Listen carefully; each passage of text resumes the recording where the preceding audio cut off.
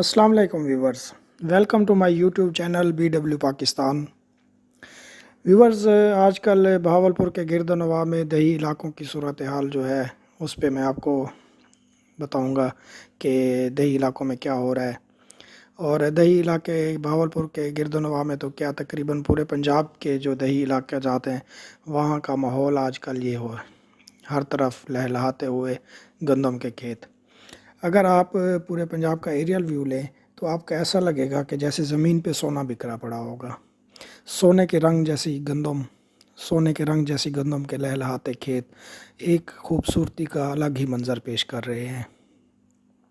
اور میرے شہری بھائی جو اس وقت لاک ڈاؤن میں اپنے اپنے گھروں میں ہیں، یہ ویڈیو ان کے لیے بنانے کا میرا مقصد یہی تھا کہ آج کل کے دیہی علاقوں کی جو ہے صورتحال میں ان کو بتاؤں کہ دیہی علاقوں میں کیا مصروفیات ہیں کسان بھائیوں کی، وہ کیا کر رہے ہیں، کتنی محنت کر رہے ہیں اور یہ ساری محنت جو ہے وہ ہم لوگوں کے لیے ہی کی جا رہی ہے۔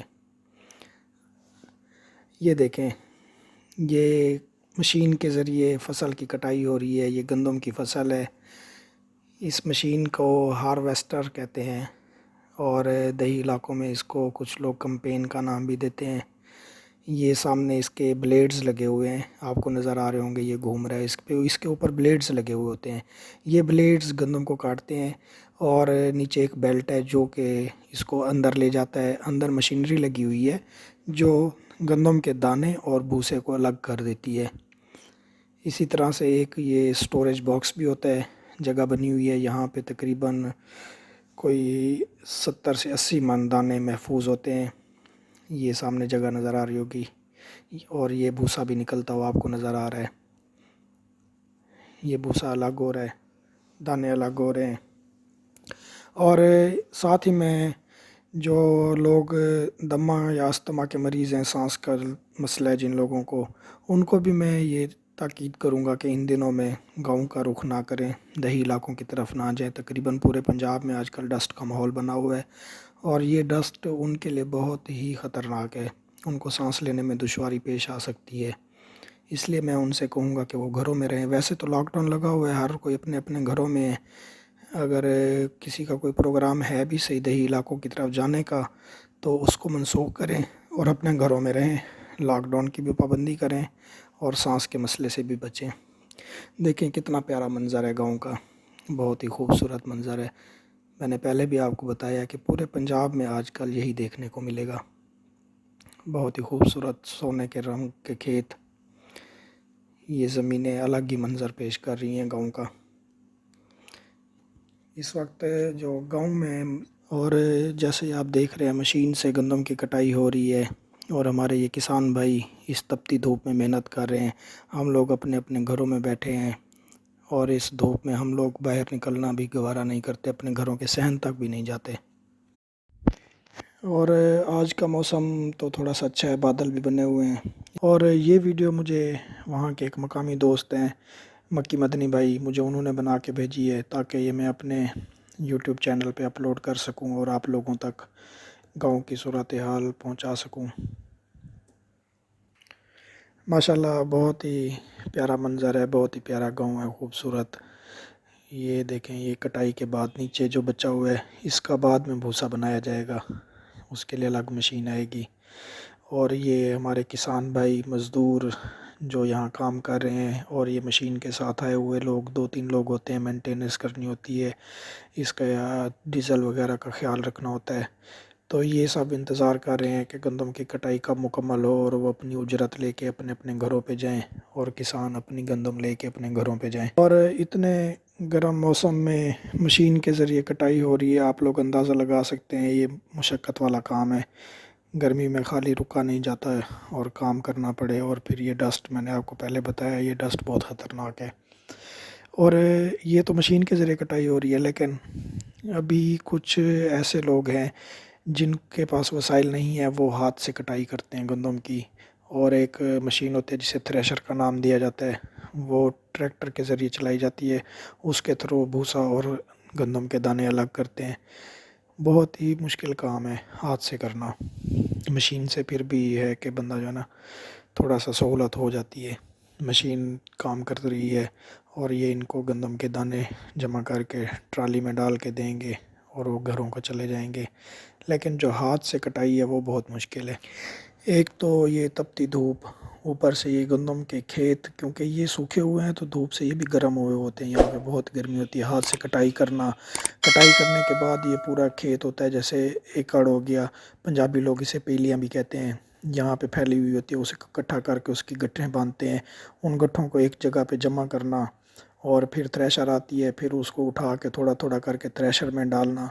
بہت ہی مشکل مراحل ہیں، یہ بہت بہت ہی مشکل والا کام ہے، لیکن ہمارے جو کسان بھائی ہیں یہ کام بہت ہی آسانی سے کر لیتے ہیں، کیونکہ ان کی روٹین ہوتی ہے یہ کام کرنے کی۔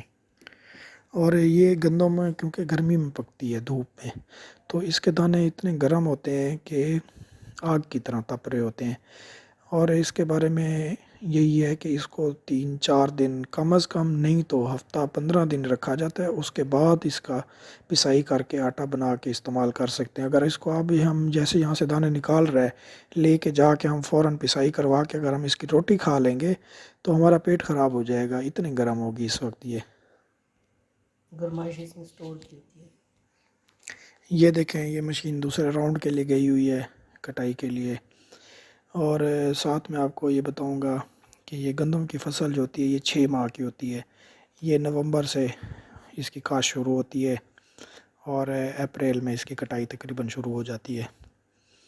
6 مہینے کی فصل ہوتی ہے، اور گام میں عام طور پر 2 فصلیں کاشت کی جاتی ہیں، گندم کی اور کپاس کی، کیونکہ گنے کی فصل جو ہوتی ہے وہ پورے سال کی ہوتی ہے۔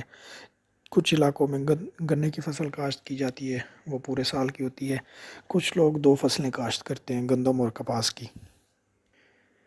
ہمارے کسان دوست جو ہیں سال کے 365 دن محنت کرتے ہیں، کام کرتے ہیں، لیکن پھر بھی وہ پسماندہ کہلائے جاتے ہیں۔ کیوں؟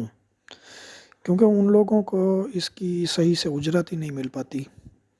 گندم کا جو آج کل سرکاری ریٹ چل رہا ہے وہ ہے 1430 روپے، لیکن پورے 6 مہینے کام کرنے کے بعد تھکے ہارے کسان پھر مزید اس کو بیچنے کے لیے 1430 روپے سرکاری ریٹ ہے، تو اس ریٹ پہ بیچنے کے لیے بھی انہیں محنت کرنی پڑے گی۔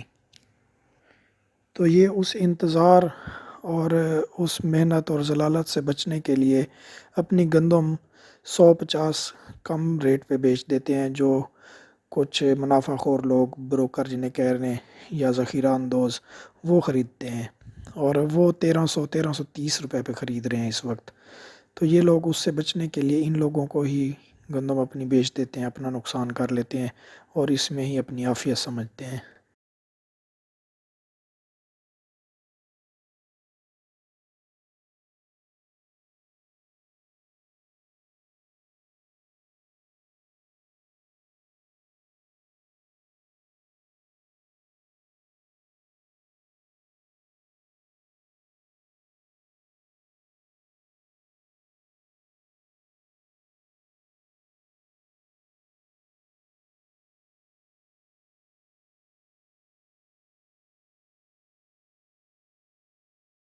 یہ مشین اپنا جو ہے نا راؤنڈ پورا کر چکی ہے، اس میں گندم کے دانے جمع ہو گئے ہیں۔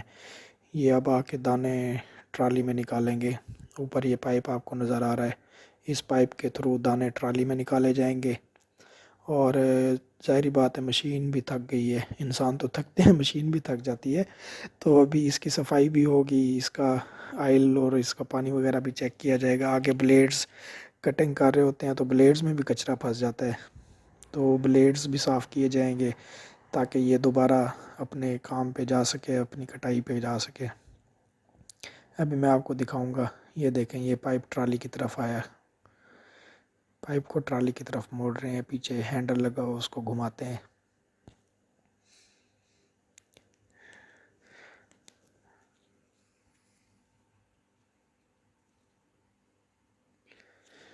اب اس پائپ کے تھرو گندم کے دانے ٹرالی میں ڈالے جائیں گے۔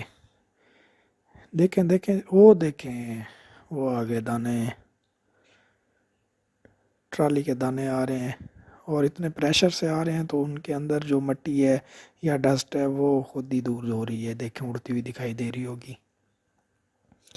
یہ وقت جو ہوتا ہے کسان کے لیے کسی تہوار سے کم نہیں ہوتا، اسے اپنے پورے سیزن کی محنت کی اجرت ملتی ہے اس وقت کسان بہت خوش ہوتے ہیں.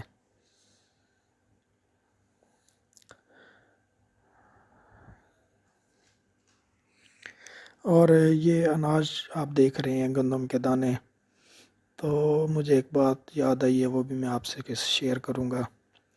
ہم لوگ جب گھر میں بیٹھ کے اپنے لیے کھانا پکاتے ہیں، پلیٹ میں ڈالتے ہیں، کھانا کھاتے ہیں، بچ جاتا ہے تو ہم اسے ضائع کر دیتے ہیں، ہم اس کو ڈسٹ بن کی زینت بنا دیتے ہیں. خدا را دیکھیں، بچیں اس چیز سے، اناج ضائع مت کریں. یہ کسان کتنی محنت سے اناج جمع کر رہے ہیں، ایک ایک دانہ بہت قیمتی ہے انسانوں کے لیے.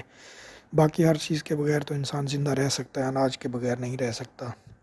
تو میں یہی کہوں گا کہ آپ اتنا ہی پکائیں جتنا آپ کو ضرورت ہو، آپ استعمال کریں. ہاں اگر بچ بھی جاتا ہے تو کسی غریب کو دے دیں تاکہ کسی غریب کا پیٹ بھر جائے، ضائع کرنے سے گریز کریں.